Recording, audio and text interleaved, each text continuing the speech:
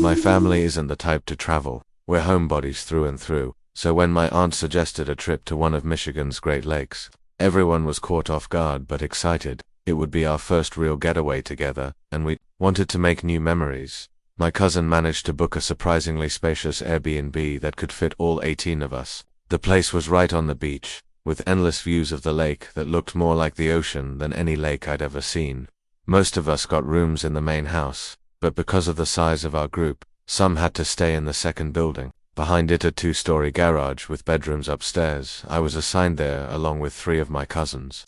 We didn't think much of it at first. The first day was pure fun, hot tub, beach time, and plenty of laughs. But that night, when we finally went into the garage to settle in, the atmosphere shifted. The place felt neglected. The bathrooms had carpet that smelled faintly of mold. The bed linens were stained, and the door lock was just a flimsy latch. Clearly, most of the cleaning effort had gone into the main house. My cousins were grossed out and refused to use the beds without washing the sheets first. The laundry machines were small, so we had to wash one set at a time, which meant we'd be up late. We passed time upstairs, chatting while the first load ran. My cousin Maria complained about being stuck with the creepy house, and I started to feel that prickling intuition I've had before, an unshakable sense that something bad was coming. We'd all been through a home break-in once when we lived in Detroit, so I told them to stay alert. Around midnight, I went downstairs alone to switch the first load into the dryer and bring up clean sheets. Everyone loved how fresh they smelled, so we decided to wash everyone's bedding. By the time we finished all the laundry, it was around 2:30 a.m. Nikki, one of my cousins, insisted we keep a light on. The others fell asleep quickly, but I stayed up on my phone, half working on school stuff and half listening for any noise. At around 3 a.m., the first bang came. It slammed against the garage door so hard it sounded like someone had thrown their entire body at it. I froze. My cousins didn't stir, so I tried to convince myself it was the wind, though the noise was far too heavy for that. Then it happened again. The garage shuddered from the impact. Still, I stayed quiet, scanning the room. 20 minutes later, came the third bang, just as loud as the first two, and this time, 2 of my cousins shot upright. We whispered about it, all agreeing that no storm or animal could have caused it. Nikki texted her mum my aunt at 4:11 a.m. She replied, and woke my uncle. We stayed upstairs, too nervous to move, until we heard knocking. It was my uncle, along with my dad and some older cousins. The look on their faces told me this wasn't just kids imagining things. My uncle told us to pack our things. Immediately we were moving to the main house. That's when he explained there was someone on the property. Once inside the main house, we all gathered in the living room. My aunt said that when my uncle went to check behind the garage, she followed him. He yelled, "Hey," at a man who was just standing there, not hiding, not running, just watching. And then he vanished. No sound, no footsteps, no crunch of leaves. My uncle swore he didn't just fade into the darkness, he disappeared completely. He's not the type to make things up, which made it even more chilling. To make matters worse, my brothers later found 2 playing cards, just as one inside the main house and one in the garage. The one in the garage looked twisted and sinister. Someone mentioned that jesters symbolize mockery, and the loud bangs had happened around 3 a.m., the so-called devil's hour. No one slept in the garage again. We all crammed into the main house on couches, floors, wherever we could. On the second night, my mum gave up her bed so we could be more comfortable. She slept on the couch by the big windows and woke around 4 a.m. to the sound of footsteps on the porch. She didn't dare open her eyes, afraid she'd see someone staring in. Then she heard the basement door rattling. The lock was weak, and my brothers and cousins were sleeping down there. She rushed over, but by the time she reached the door, no one was outside and the boys were still asleep.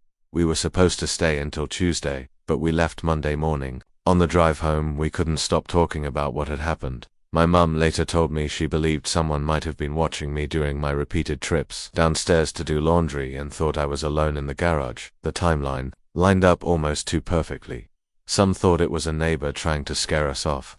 Others were convinced it was something paranormal, especially because of the jester cards. My aunt pointed out that a normal person would have run when spotted, not just stand there and vanish. We contacted the Airbnb host, who claimed she'd review footage from the camera above the garage, but we never heard back. It made us wonder if she knew the man or if he was connected to the property somehow. That when we first arrived, My sister and cousin had passed a woman on the beach who just stared at them coldly, without a word. It was a remote area, and I could understand why locals might get tired of constant Airbnb guests. But we'd been nothing but respectful. We didn't deserve what happened. This was our first family trip, and even after everything we hope it won't be the last.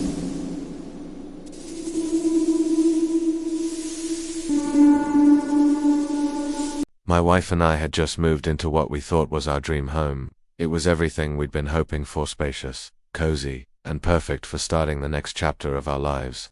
We even had our cat, Luna, whom we'd rescued together, making the place feel even more like home. Everything seemed perfect except for the property next door on our right. The house looked abandoned. From what we could tell, the owner had begun renovations, but never finished them.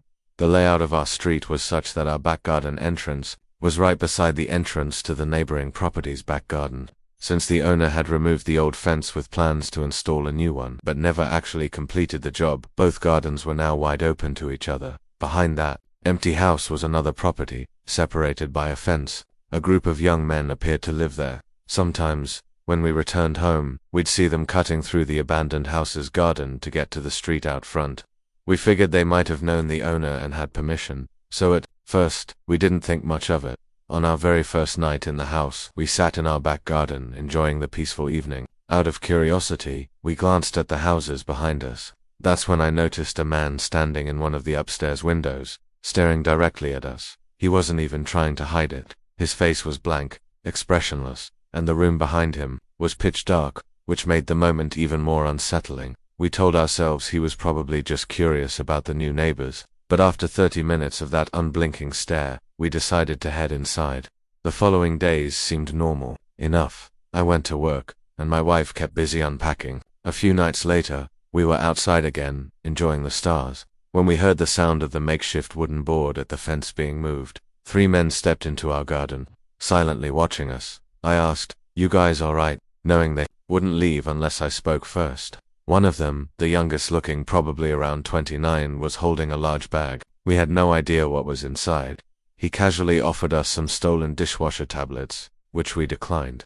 I made a light-hearted joke to break the tension. He smiled faintly and said, "All right," before they left. What unsettled me was how they walked into our garden as if they had every right to be there. Unfortunately, that night wasn't an isolated incident. It started happening more often. They would use the abandoned house as a shortcut, lifting the fence to move between gardens, always carrying themselves in an intimidating way. For context, my wife and I are both only 20 years old, so of course the idea that we were being targeted because we were young and possibly vulnerable was always in the back of our minds. One afternoon, while I was cleaning the living room, 2 police officers appeared in the abandoned property next door. They lifted the loose fence panel, looked around for a bit, then left without saying a word. I found it strange, but figured maybe the people next door were known troublemakers. A few days later, police came to our door and told us the house behind ours was now vacant. The men had been evicted for antisocial behavior, not just toward us but toward other neighbors as well. Honestly, we were relieved.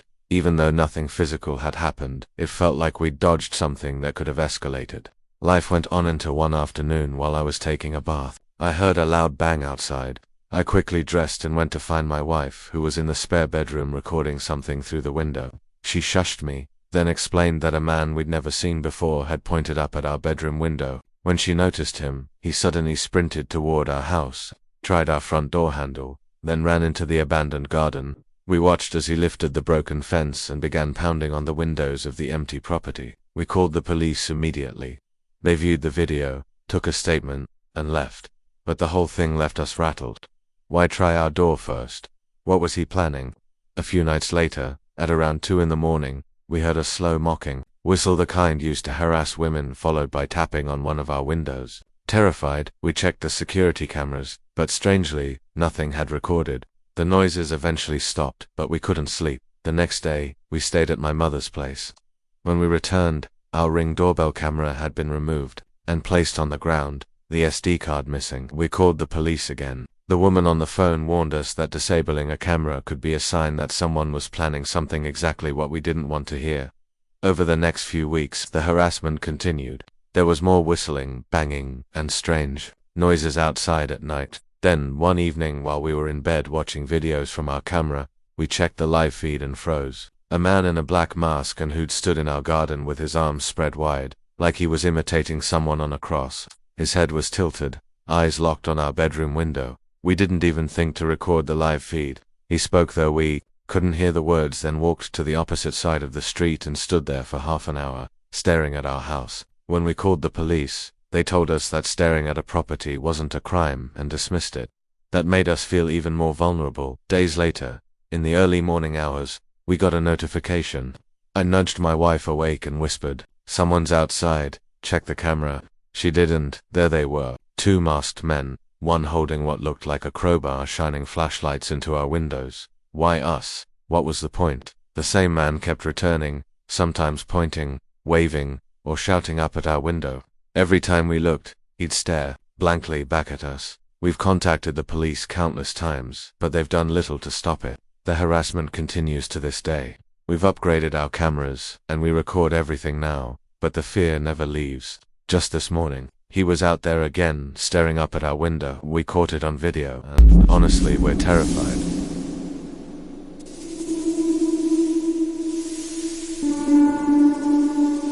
Let me start by saying I'm not crazy. I know how this will sound: paranoid, delusional, maybe even unhinged, but every word I'm about to tell you really happened. It began with a face, or rather, several faces. Faces that looked completely normal at first glance, but something about them felt just slightly wrong. Not long ago, I ended things with my ex, Ethan. We'd been together almost 2 years, and the breakup was long overdue. Ethan was never violent, but he had that quiet, calculated kind of control that slowly suffocates you. He would track when I was online, check my activity, and then quiz me about what I'd been doing just to see if my answers stayed the same. After leaving him, I changed my phone number, deleted my social media, and even moved into a new apartment. I thought I was safe. Then came the barista. It was an ordinary weekday morning, and I stopped at a small coffee shop near my new place. I'd only been there once or twice before. The woman behind the counter smiled warmly, but there was something about her eyes that made me uneasy. Then she tilted her head and said, "Good morning, Sunshine." I froze. That was Ethan's nickname. For me, not a sweet one either. He'd say it sarcastically whenever I was upset, like, "What's wrong, Sunshine?" He loved provoking me. I brushed it off as coincidence until it happened again. A few days later, I took a rideshare to work. The driver was an older man, maybe in his 50s. He kept glancing at me in the rearview mirror before casually asking, "Ever figure out what you're running from?" It hit me like a punch to the chest. Ethan had said those exact words to me once, in the same tone. After I told him I needed space to figure myself out. After that, it just kept happening. A woman in the grocery store bumped into me and whispered, "You don't get to just disappear." A man walking past me on the street muttered, "Still wearing your hair like that," without even looking back. Someone from my building once hummed a tune and said, "You always liked this song." The same song Ethan used to play during arguments. It wasn't their appearances that scared MIT, it was their eyes. They all had that same strange, knowing expression, as if they recognized me or thought they did. I started thinking I was losing my mind. In desperation, I reached out not to Ethan, but to his sister. I asked her to tell him to stop whatever game he was playing. I figured maybe he'd hired a private investigator or was somehow coaching people to mess with me. She texted me back the next day saying, "I have no idea what you're talking about. Ethan's been in rehab for over a month. No phone, no internet." I didn't believe her at first, but later she posted a picture of him looking pale, holding a sobriety chip. So if it wasn't him directly, who was it? One night, I stayed late at work because I didn't want to be home alone. My apartment never felt safe anymore, even though nothing had actually happened inside it. By the time I left, the streets were nearly empty. I kept my headphones in with no music, playing a trick I'd learned to make sure I could hear if anyone followed me. As I turned onto my block, I saw a man sitting on the stoop across from my building, hood up, head down. I might have walked past without a second thought until he spoke. "Cold out tonight, huh, Sunshine?" I froze mid-step. He didn't look at me, just kept staring at the sidewalk. I walked past without replying, went straight upstairs, and locked every bolt on the door. I sat on the couch for hours, straining to hear any sound outside. The next morning, I noticed my doormat had been flipped over. It might sound small, but my apartment is on the top floor. No one just wanders by my door. On the underside, scribbled, in pen, were the words, "You can change your face too if you want, but I'll still recognize you." I threw up. That same day, I booked a hotel room for a few nights and left without packing a single thing.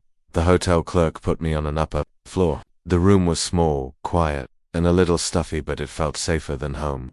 At least until the middle of the night, when there came 3 slow knocks at the door. I sat up in bed, heart pounding, waiting. Another knock. I crept to the peephole. Woman in her 40s stood there, her face completely blank. She didn't speak, didn't move, just stared straight at the door. I stayed silent until she finally walked away. In the morning, I asked the front desk if someone had been looking for me. They said no. No one was supposed to be on my floor at all, especially that late. All the other rooms were empty. That's when it clicked. These weren't random encounters. These people were being fed my personal details and phrases Ethan used to say. But if he was stuck in rehab, who was orchestrating it? I remembered one conversation from before the breakup, Ethan talking about some online forum where people shared tactics. He'd made it sound like a productivity group, but now it sounded more like a cultish, underground network. Maybe he'd paid people to mimic him so that even without him physically there, I'd never escape him. It wasn't stalking in the traditional sense, it was psychological graffiti. He was painting himself into strangers so that I'd always be looking for him, even if I didn't want to. I moved again, deleted everything online again, dyed my hair, told friends to keep my location secret. For a while, it worked.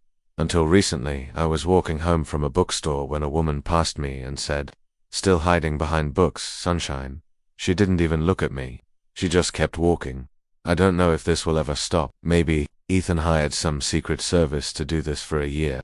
Maybe it's public now, a sick little game where strangers compete to get the closest without touching me. All I know is, I can't trust anyone's face anymore, and the constant paranoia, it's destroying me.